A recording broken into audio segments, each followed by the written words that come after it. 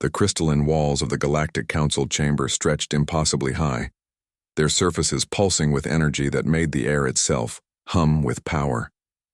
Ambassador David Kane stood in the center of the Judgment Circle, his human form dwarfed by the massive alien architecture surrounding him. Above, 27 different species watched from their elevated platforms, their varied eyes and sensors all focused on the lone figure below. The chamber fell silent except for the rhythmic throbbing of the station's massive energy core. Kane could feel the weight of their stares, each species representing billions of lives and thousands of years of galactic civilization. They had summoned him here for judgment, but what they didn't know was that every word spoken in this chamber was being transmitted in real time across 9,000 light-years to Earth through quantum entanglement technology that shouldn't have existed.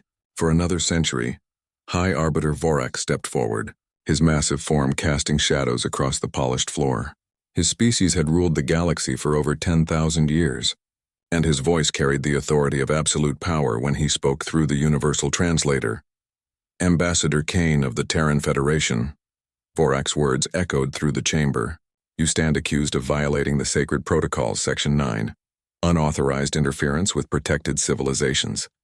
The evidence against your species is overwhelming. Kane raised his head, meeting the alien's gaze without flinching. The Terran Federation categorically denies these charges. Our medical assistance to the Kalani was a humanitarian mission, nothing more. A harsh clicking sound erupted from one of the elevated platforms as the swarm speaker expressed what the translator rendered as bitter amusement. Humanitarian? You gave them quantum medical technology that extended their lifespans by 400 years. Their entire civilization structure collapsed within 2 decades. We saved 23 billion lives, Kane replied steadily, his voice carrying clearly through the chamber's perfect acoustics. The Council's own data confirms that the Kalani plague would have achieved total species extinction within 14 months. That was their natural destiny. Vorak's translator rendered his words into emotionless mechanical tones. The sacred protocols exist to preserve the cosmic order. Some species are meant to rise, others are meant to fall. This balance has maintained galactic peace for 12 millennia. Kane felt the crushing weight of 27 civilizations bearing down on him, but his expression never wavered. What they couldn't possibly understand was that hidden among the diplomatic observers in the upper galleries, Admiral Rebecca Torres sat watching through reinforced transparasteel, her fingers tapping a subtle rhythm against her uniform sleeve. To any human, the pattern was instantly recognizable. Morse code spelling out the same message over and over. Ready, ready, ready. The Terran Federation requests a formal recess to consult with our homeworld government, Kane said, following diplomatic protocol even though he knew it was futile. Request denied. Vorak's response came immediately. The evidence is overwhelming. The sacred protocols have maintained order across 7 spiral arms for thousands of years. No single species, especially one as young and reckless as humanity, will be permitted to undermine that stability. The other council members began voicing their agreement in a cacophony of alien languages, their translators creating an overlapping chorus of condemnation. Kane stood in the center of it all, a single human facing the combined judgment of galactic civilization. The sentence, Vorak continued, his massive form looming over the judgment circle, is death, to be carried out immediately as an example to all who would challenge the cosmic order. Kane closed his eyes for a moment, then opened them with an expression that might have been pity. You're about to make the greatest mistake in galactic history. The energy beam struck him before he could say another word. His body dissolved into constituent atoms, scattered across the chamber floor like stardust. The ancient ritual of execution was complete. The silence that followed was absolute, broken only by the steady hum of the station's power systems. Then Admiral Torres stood up in the observation gallery, her movement barely noticeable among the hundreds of diplomatic observers from across the galaxy. She pressed a single button on her communicator, sending a simple quantum-encrypted signal across the vast distances of space. 9,000 light-years away, on a blue planet orbiting an unremarkable yellow star, ancient bells began to toll. Not bells of mourning, but bells of war. Every human child learned in school that the execution of a diplomatic envoy during official proceedings would result in immediate total mobilization. It was the one act that would unite every human government, every military force, Every civilian population in a single purpose. The council chamber began to empty as delegates returned to their ships, satisfied that order had been maintained. They had no way of knowing that what they had mistaken for human weakness was actually the most dangerous characteristic humanity possessed: infinite patience. For over a century, since first detecting alien signals from space, humanity had been preparing for this exact moment.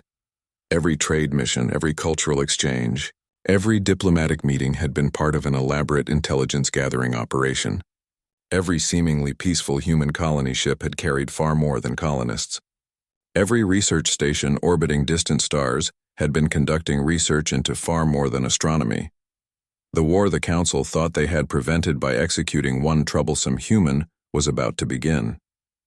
And they had just given humanity the moral justification to do what they had been preparing to do for over a century: reshape galactic civilization entirely. As the last Council ship departed the chamber, Admiral Torres remained at her observation window, watching the empty space where David Kane had died. She spoke quietly into her communicator. Her words carried instantly across the galaxy. Phase 1 complete. Execute Protocol 7. Her voice was calm, professional, carrying no hint of the storm that was about to break across the galaxy. Let them learn what happens when you declare war on the species that taught the universe the meaning of patience. 14 hours after David Kane's execution, the first sign that everything had changed came from the outer rim of Council space. Long-range sensor arrays detected massive gravitational anomalies appearing simultaneously across 23 different star systems, creating signatures that violated every known law of physics. In his private command chamber aboard the Council flagship Supreme Authority, High Arbiter Vorak studied the incoming reports with growing confusion. The anomalies weren't random. They formed a perfect geometric pattern around the entire Council territory, positioned with mathematical precision that spoke of intelligence far beyond what any species should possess. Impossible, muttered Science Director Kaleth, her multiple eyes shifting independently as she processed the incoming data streams. These gravity signatures are artificial, but the energy requirements would demand the combined output of hundreds of star systems. No civilization possesses such capabilities. The humans have been spacefaring for barely 3 centuries, added Defense Coordinator Ryak, though his confidence sounded forced even through the universal translator. Their fastest vessels still use primitive chemical propulsion. They couldn't have deployed anything to these coordinates without our detection systems registering the movement. Vorak's attention focused on the tactical display showing human territory, a modest cluster of 42 systems that had seemed laughably insignificant just yesterday. Now those same systems showed as completely dark on all sensors. Every human ship, every orbital platform, every colonial outpost had simply vanished from detection. Sir, a nervous communications officer approached the command platform. We're receiving a transmission. The signal is coming from everywhere simultaneously. The holographic display activated, resolving into the image of a human female Vorak didn't recognize. She wore the simple black uniform of Earth's diplomatic corps, but something in her bearing suggested she was far more than a mere bureaucrat. I am Director Emma Walsh of the Terran Strategic Command. Her voice carried clearly through the communication system, calm and conversational. Approximately 14 hours ago, you executed Ambassador David Kane during official diplomatic proceedings under the protection of galactic law. This constitutes a formal declaration of war under both Terran and established interstellar legal codes.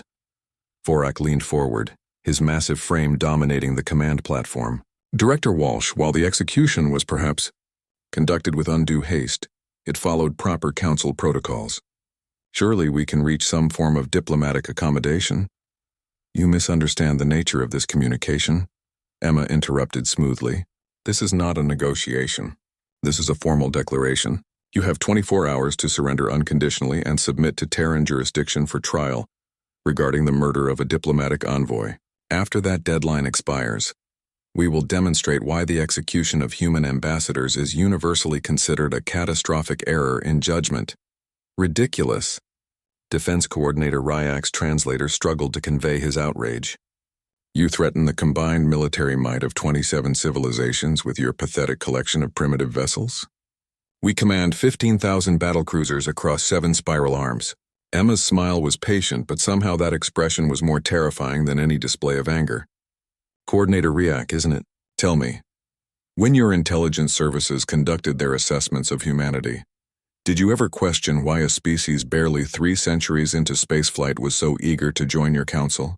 Why we accepted your territorial restrictions so readily? Why we never attempted exploration beyond our designated boundaries? The questions hung in the air like a blade waiting to fall. Perhaps you should examine those gravitational anomalies more carefully, Emma continued. I suggest conducting a full spectral analysis. Pay particular attention to the quantum resonance frequencies. The transmission ended, leaving the council leadership staring at empty space. Science Director Kaleth's appendages moved frantically across her control interfaces. The spectral analysis required 19 minutes of intensive computation. When the results appeared on the main display, her species' automatic panic response triggered, flooding her system with emergency biochemicals. By the ancient void, she whispered, those aren't gravitational anomalies. They're ships. Massive ships, each one comparable in size to a small planetary body. And the quantum signatures? They've been there for decades, hidden, waiting. Vorak felt something he hadn't experienced in 4 centuries of leadership. Genuine terror. How many vessels?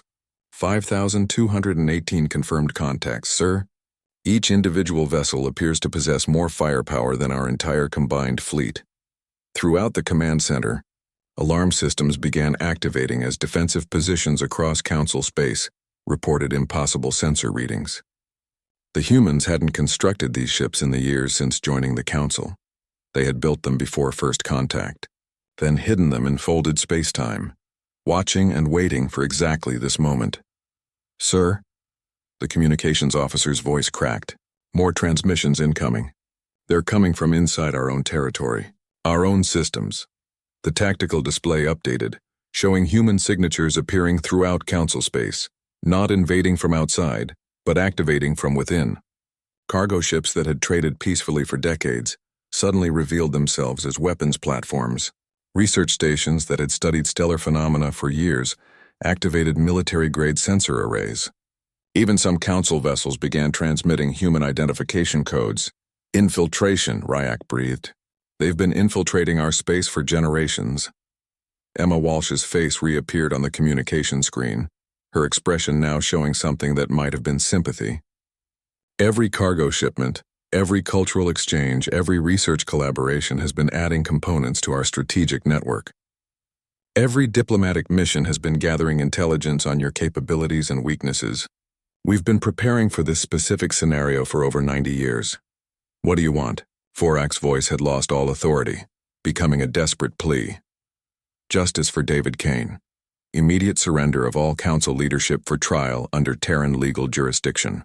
Complete dissolution of the sacred protocols and establishment of a new galactic government based on actual cooperation rather than imposed tyranny. Emma's tone remained conversational, despite the enormity of what she was describing. Oh, and will require full access to your historical databases. Humans are very interested in learning about other civilizations that may have executed diplomatic envoys. For educational purposes, the Council chamber fell silent except for the steady rhythm of failing systems as the true scope of humanity's preparation became clear. They had walked into a trap that had been nearly a century in the making, sprung by a species they had completely and catastrophically underestimated. You have 23 hours and 14 minutes remaining to make your decision, Emma concluded. After that deadline, we proceed to Phase 2 of the containment operation, and I'm afraid that becomes significantly less comfortable for everyone involved. The transmission ended, leaving the Council leadership staring at displays showing their complete encirclement by a force they had never seen coming. The species that had ruled the galaxy for 12,000 years was about to discover what happened when you declared war on a civilization that had spent over a century learning the art of patience. The Emergency War Council convened in the deepest level of the Central Citadel, a fortress station that had commanded galactic politics for 9,000 years. Representatives from all 27 member species gathered around the ancient command table, their various life support systems creating a symphony of mechanical sounds that underscored the mounting tension. Status report, High Arbiter Vorak commanded. though his usual authority had been replaced by barely concealed desperation. Fleet Admiral Nexar activated the holographic battle display with one of his 4 arms. Our advanced reconnaissance squadrons attempted to probe the human formations. Of the 400 vessels we dispatched, 12 survived to return. The survivors report encountering defensive systems that operate beyond our understanding of physical laws. Explain, War Chief Brutok demanded, his massive frame leaning forward aggressively. The crews describe encountering fields of what they term reality mines, devices that don't destroy ships through conventional weapons, but rather erase them from existence entirely.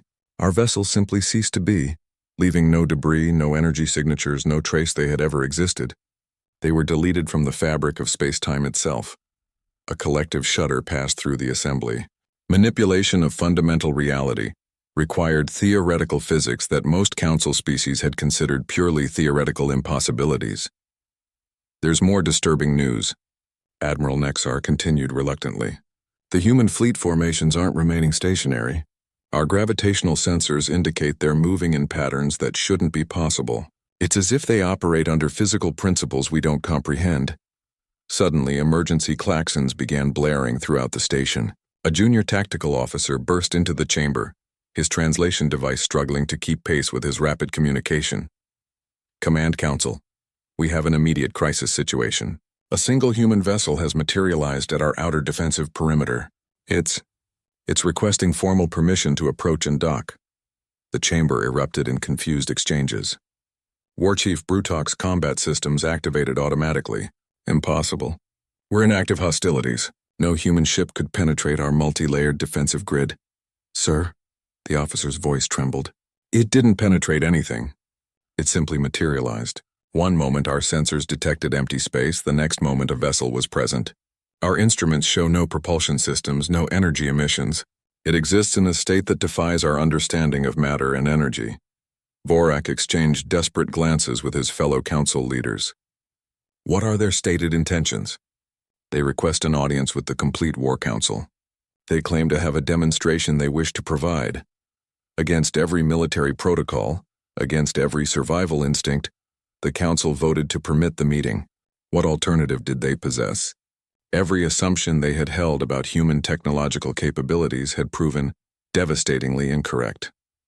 25 minutes later, the chamber doors opened to admit a single human female. She appeared middle-aged by human standards, wearing a simple gray uniform bearing no visible weapons or advanced technology. She walked calmly to the chamber center and regarded the assembled representatives of galactic civilization with what could only be described as profound disappointment. I am Commander Anna Reeves of the Terran Science Directorate, she announced. I'm here to explain precisely what you've accomplished and offer you one final opportunity to surrender peacefully. Science Directorate? War Chief Brutok's translator rendered his confusion. Not military forces? We don't maintain a military in any sense you'd comprehend, Anna replied conversationally. That would suggest we consider you a genuine threat. This operation is more accurately described as a containment and education protocol. The casual dismissal sent waves of outrage through the assembly, but Vorak gestured for silence. Commander Reeves, your species has demonstrated impressive technological advances, but you confront the combined military might of 27 galactic civilizations. Surely you recognize the futility of your position? Anna smiled with genuine sadness. High Arbiter, may I inquire about your knowledge of human historical development? Sufficient information, Vorak replied curtly. A young species, rapid technological development, history of internal warfare until recent unification under global government. What your intelligence assessments failed to identify, Anna said, producing a small device from her uniform, is that humans possess one characteristic that makes us unique among known galactic civilizations. We're the only species that approaches warfare as a pure science rather than an emotional response. She activated the device. The holographic display filled with images, human settlements, but not as the Council had observed them in diplomatic exchanges. These revealed massive underground complexes, orbital manufacturing platforms that dwarfed entire space stations, and installations that seemed to warp reality itself around their structures. Every human colony you've monitored, every peaceful trading station, every diplomatic facility. They were all components of the same comprehensive project. For the past 93 years, since we first detected your civilization's existence, humanity has been conducting the largest military engineering undertaking in recorded galactic history. We've been constructing a complete siege apparatus around Council territories. The images shifted, revealing the true scope of human preparation. Entire star systems converted into weapons manufacturing centers. Artificial dimensional gates connecting distant operational theaters. Vessels that existed simultaneously across multiple reality phases. The question remaining, Anna continued, is whether you surrender immediately and accept judicial proceedings for murdering a diplomatic envoy, or whether we provide a practical demonstration of why humans are considered the most dangerous species to achieve interstellar capability in the past 75,000 years. You're attempting deception, War Chief Brutok growled. No civilization could conceal such extensive preparations. Anna's expression never changed. Computer system, initiate demonstration protocol 12. Every illumination source in the chamber died simultaneously. In the absolute darkness, they heard a sound no space station should ever produce.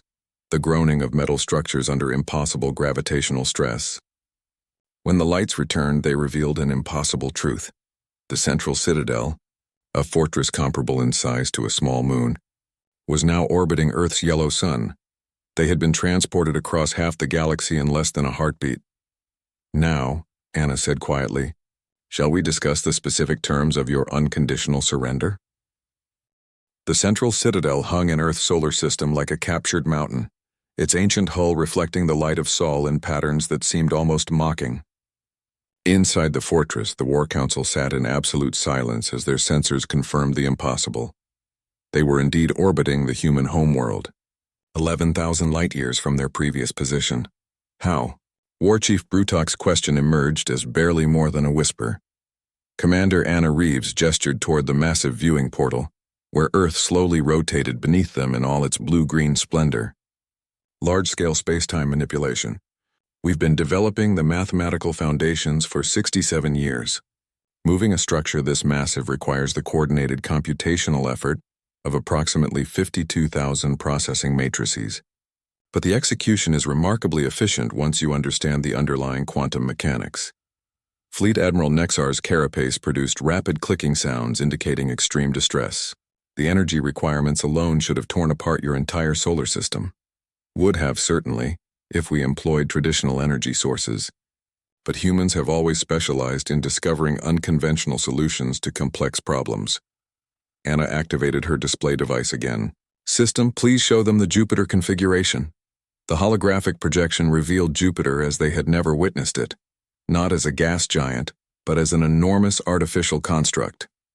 The entire planetary body had been transformed into a computational matrix, its atmospheric layers containing billions of quantum processors operating in perfect synchronization.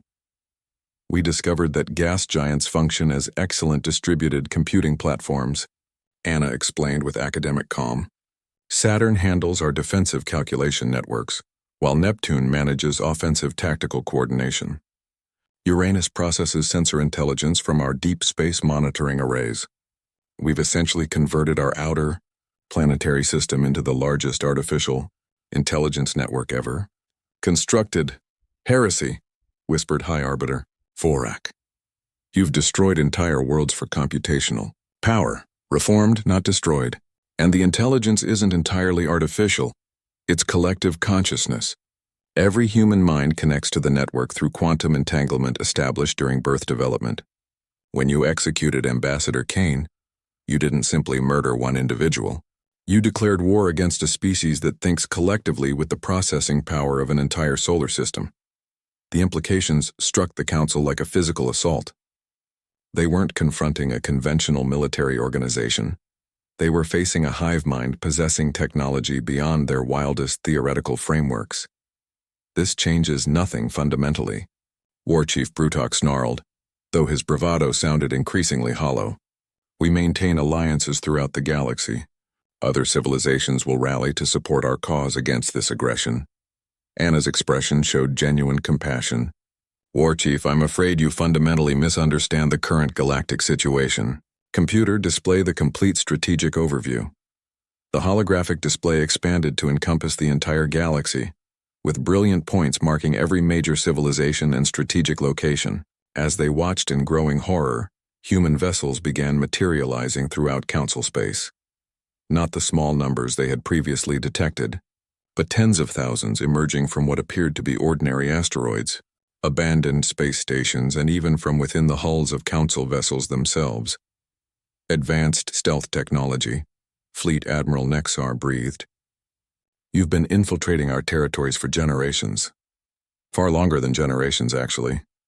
The first cargo vessel that established contact with the Council 93 years ago contained 24,000 microconstructors that have been quietly building infrastructure throughout your systems ever since. Every trade agreement, every diplomatic exchange, every cultural mission has been systematically adding components to our strategic network. Science Director Kaleth's multiple appendages writhed in agitation. Impossible. Our security protocols would have detected such extensive covert operations. Your security systems were designed by species that conceive of conflict in conventional terms, Anna replied patiently. Humans approach warfare differently. We don't simply plan for victory. We plan for every conceivable outcome across multiple probability matrices. The scenario you're currently experiencing is Contingency Response 3114C, Total Council Aggression following Diplomatic Envoy termination. We've been prepared for this specific situation for 41 years. The tactical display updated continuously, revealing human forces positioned not just surrounding Council territory, but integrated throughout their supply networks, communication systems, and even within their home planetary systems. This wasn't an invasion. It was a perfectly executed strategic encirclement that had required nearly a century to achieve. The allied civilizations you mentioned, Anna continued. We've already established communication with them. It appears most harbor significant grievances against Council expansion policies and territorial restrictions. They're quite content to remain neutral while we restructure your governmental systems. The tactical display showed dozens of previously allied species withdrawing their support, their territories lighting up in neutral yellow rather than Council blue. Some were even showing early indicators of cooperation with human forces. What are your demands? High Arbiter Vorak's voice had lost every trace of authority, becoming a desperate plea for mercy. Justice for David Kane through proper legal proceedings. Complete surrender of all Council leadership for trial under Terran judicial jurisdiction. Immediate dissolution of the sacred protocols and establishment of a new galactic government founded on actual cooperation rather than imposed hierarchy. Anna's tone remained conversational, despite describing the complete overthrow of galactic civilization. Additionally, we require comprehensive access to your historical archives. Humans are extremely interested in studying other civilizations that may have executed diplomatic envoys. For research and prevention purposes, the War Council exchanged increasingly desperate glances. They had stumbled into a trap that had been decades in the construction, triggered by a species they had catastrophically underestimated. You have 53 minutes to reach your decision, Anna concluded calmly. After that deadline, we proceed to Phase 3 of the containment operation, and I'm afraid that becomes considerably more unpleasant for all parties involved. As she spoke, Earth's lunar satellite began shifting in its orbital pattern, revealing massive installations that had been concealed on its hidden hemisphere, weapons platforms that dwarfed anything in Council arsenals, manufacturing complexes that could construct fleets in hours rather than years, and defensive systems that seemed to bend the very fabric of space around them. The message was unmistakably clear. Everything they had witnessed so far represented merely the initial demonstration of humanity's true capabilities. The Council that had dominated the galaxy for 12,000 years was about to discover the consequences of declaring war on the species that had perfected the ancient art of patience. The surrender discussions were about to begin, and with them the complete transformation of galactic civilization.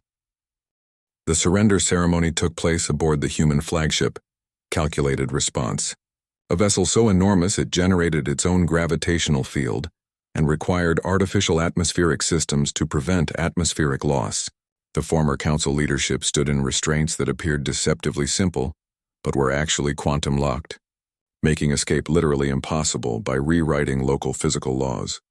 Director Emma Walsh, now serving as Terran Administrator General for Galactic Transition, reviewed the surrender terms with the same methodical precision she had demonstrated during the war declaration. The ceremony was broadcast live to over 400 different civilizations, most of whom had traveled to Earth's orbital space to witness this unprecedented transfer of galactic power. The Galactic Council is hereby formally dissolved, Emma announced to the assembled representatives from across known space. In its place, the Terran administration will establish the Democratic Galactic Assembly, featuring actual representative democracy rather than imposed oligarchical control. High Arbiter Vorak, stripped of his ceremonial regalia and wearing simple prisoner clothing, couldn't restrain himself from speaking. You've constructed a galactic empire in mere days. How does this differ from what we built over millennia? Emma's smile was patient but absolutely unyielding. Because, former Arbiter, we have no interest in ruling anyone. Humans find governmental administration tedious and inefficient. What interests us is ensuring that no civilization ever again executes a diplomatic envoy and believes they can avoid consequences. The holographic strategic display showed the new galactic configuration. Human forces had withdrawn from most occupied territories, leaving behind only monitoring stations and automated peacekeeping protocols. Instead of conquest and occupation, they had established what they termed stability nodes and systems, designed to prevent large-scale conflicts and ensure peaceful dispute resolution. The Terran administration will maintain minimal governmental presence, Emma continued. Local governments retain complete autonomy, provided they adhere to basic principles of non-aggression and absolute diplomatic immunity. Species preferring isolation will receive protected status with guaranteed territorial boundaries. Those wishing to expand will be provided assistance in locating suitable uninhabited systems for colonization.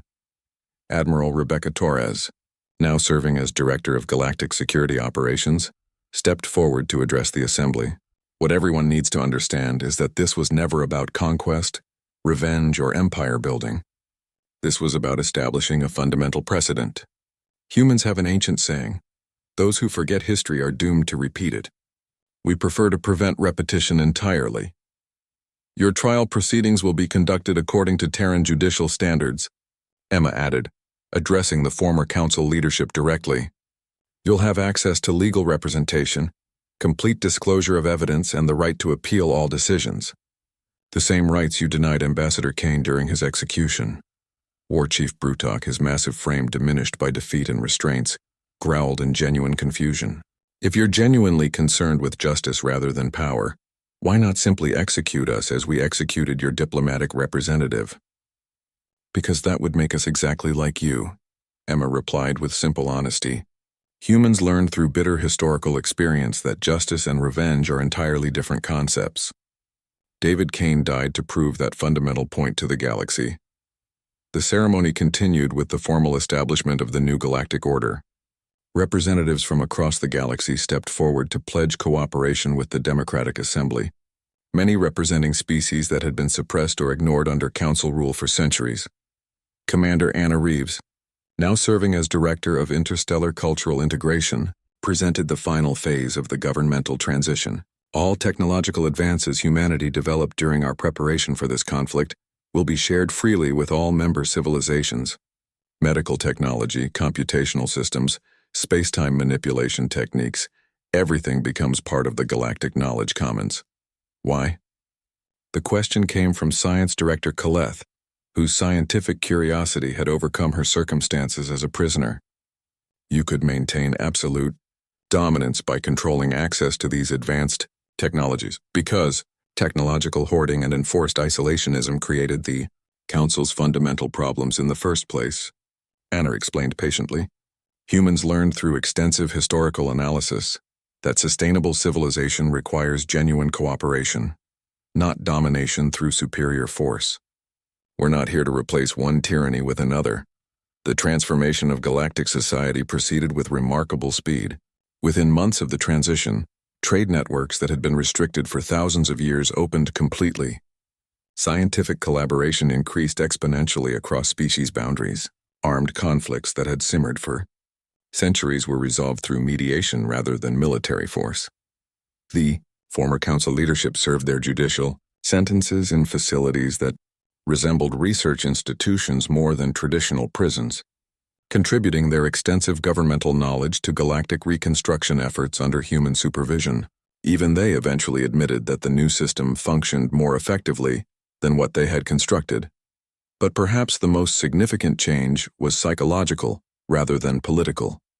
For the first time in recorded galactic history, every species understood that diplomatic immunity carried absolute meaning. Envoys traveled without fear of violence. Negotiations proceeded in genuine good faith, and the ancient practice of might makes right diplomacy became completely extinct. 7 months after David Kane's execution, a memorial was constructed on Earth's lunar surface, visible from every human settlement throughout the solar system. The inscription was elegantly simple: "To the diplomat who died to prove that some principles are worth any sacrifice." Below the memorial, inscribed in the languages of all known galactic civilizations, was humanity's solemn promise to the galaxy: "We are the species that remembers. We are the species that responds. We are the species that ensures justice is not merely an ideal, but an absolute guarantee." The council had believed they were executing a troublesome envoy who had violated their ancient protocols. Instead, they had awakened a sleeping giant that had been preparing for their awakening for over a century, planning for every possible contingency with the patience that only humans possessed.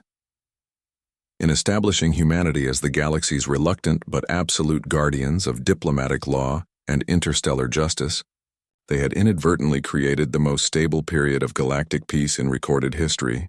Trade flourished, science advanced, and conflicts were resolved through dialogue rather than warfare. The war had ended almost before it truly began, lasting less than 3 days from declaration to surrender. The peace that followed would endure for millennia, enforced not by superior firepower, but by the absolute certainty that humanity would respond to any violation of diplomatic immunity with overwhelming, calculated force. David Kane's death had not been in vain. It had transformed an entire galaxy, proving that sometimes a single act of violence against a diplomat could reshape the course of civilizations. The Council had declared war on humanity by executing an envoy. They had learned too late that humans never declared war back. They simply ended them.